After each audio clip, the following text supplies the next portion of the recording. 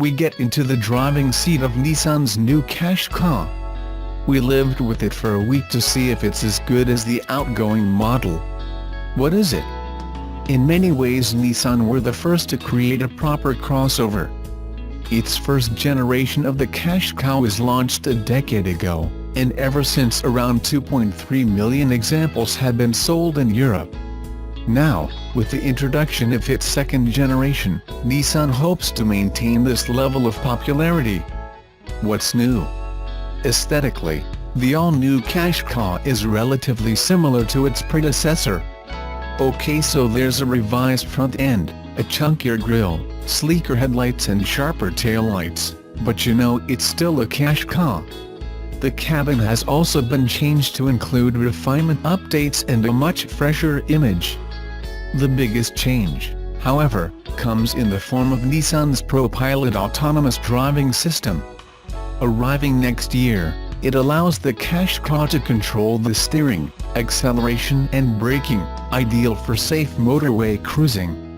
What's under the bonnet? Our car was the range-topping Tecna Plus model, fitted with Nissan's 1.5-liter four-cylinder diesel engine.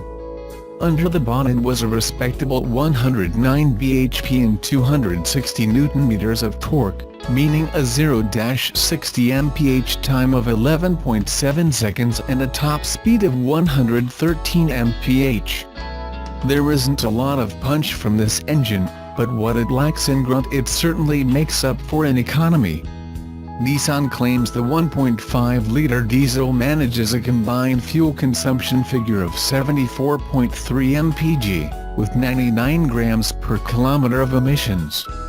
What's it like to drive? The Qashqai is not exciting by any means, but is certainly a capable crossover. Through the bends it did have some slight body roll, but not enough for you to notice too much. The car doesn't really suit country road driving, its natural habitat is the motorway. This is where it really comes into its own.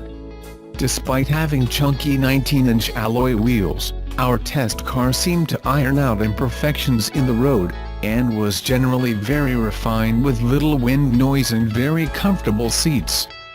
How does it look? Despite it being a completely new car, not a lot has changed. At the front there are new headlights and a revised grille. At the back it's the same story, new taillights and a slightly more angular boot. Go for a higher spec model and you get lots of chrome all over the place, giving the car a much more upmarket image. Although minor, these tweaks really do make the car much more appealing on the eye. But, although more attractive than before, it's still not desirable enough. What's it like inside? The cabin does feel a step up from the outgoing model, and you can tell Nissan has put in some real effort. Our top-spec Tecna Plus featured lovely quilted leather seats, a Bose stereo system and smart-looking piano black paneling around the infotainment system. However, there are some hard plastics and materials that just don't quite feel as premium as you'd want. Space, however, is excellent. There's plenty of headroom all round and in the back 3 adults can sit comfortably. Boot space stands at 430 liters with the rear seats in place, and can be increased to 1,598 liters with the seats folded down. What's the spec like? Prices for Tecna Plus models start at a fairly considerable £27,830 compared to its rivals. For that you get full Napa leather upholstery, a premium Bose sound system, electronically adjustable driver's seat and a panoramic glass roof, all as standard. However, the vast majority of Qashqai customers will likely opt for the mid-range and Connecta models, which start at £23,805. What do the press say?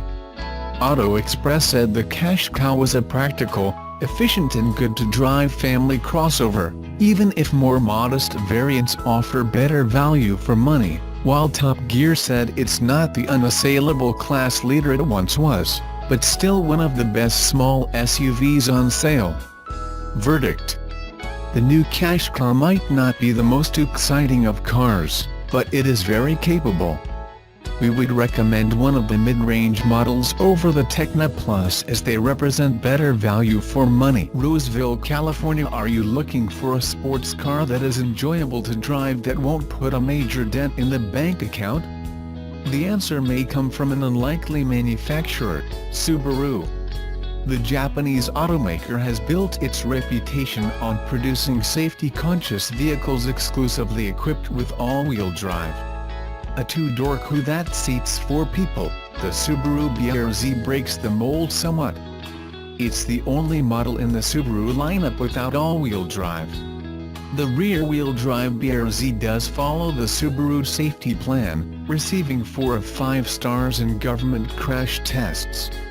Introduced in 2013, the BRZ can be that fun car one loves to drive on country roads or also serve as suitable transportation for the commute to work. Actually, Subaru can't take all the credit for the BRZ. It shares development with Toyota, whose version is the Toyota 86, previously the Scion FRS. What both these cars have in common is a lightweight, 2,760 pounds to 2,809 pounds, rear-wheel drive, and a flat 4-boxer engine. The 2017 Subaru BRZ arrived with a modest refreshing. There are slight changes to the manual transmission and suspension, the exterior is a little different, and it now has a bit more performance. The BRZ sits low to the ground and was designed more for its handling capability on curvy roads than straight-ahead acceleration. The new suspension was done with the goal of improving ride quality and handling. Although not a huge fan of shifting gears any longer, the ease of the BRZ manual transmission enhanced the driving experience. The BRZ is capable of making agile turns on any challenging road while also demonstrating enough speed to maneuver in freeway situations, and has good braking capability. The BRZ utilizes a 2.0-liter, 4-cylinder that increased the horsepower, 205, and pound-feet of torque, 156, this year in the standard 6-speed manual model. It goes approximately 0 to 60 mph in 6.6 seconds. The optional automatic transmission is quite a bit slower, clocked at 7.9 seconds over the same distance. Gas mileage is 21 to 29 mpg in the manual and increases to 24 to 33 mpg in the automatic. Although the BRZ is a throwback to sports cars of old, that also includes the limited interior makeup that historically typifies the class. Forget about storing much of anything, because outside of the glove compartment there is a general lack of storage areas and no center console. Unlike some sports cars, the BRZ provides good leg and headroom that is comfortable for front seat occupants on long trips. Of course, it's just the opposite if you happen to be stuck in the cramped back seat. Leg room is practically non-existent and many backseat folks will find their heads very close to the window.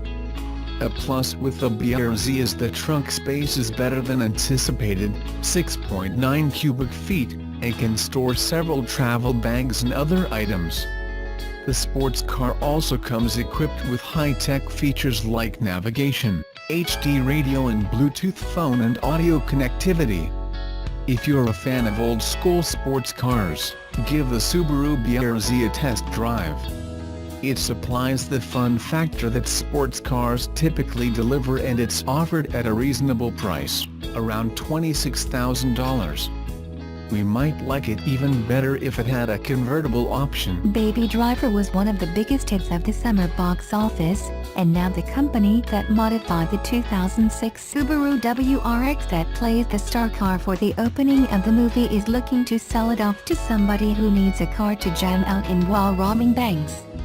The movie, in case you missed it, is about a guy named Baby who works as a getaway driver for some fishy cats that like to rob banks and post offices and the sort while listening to music.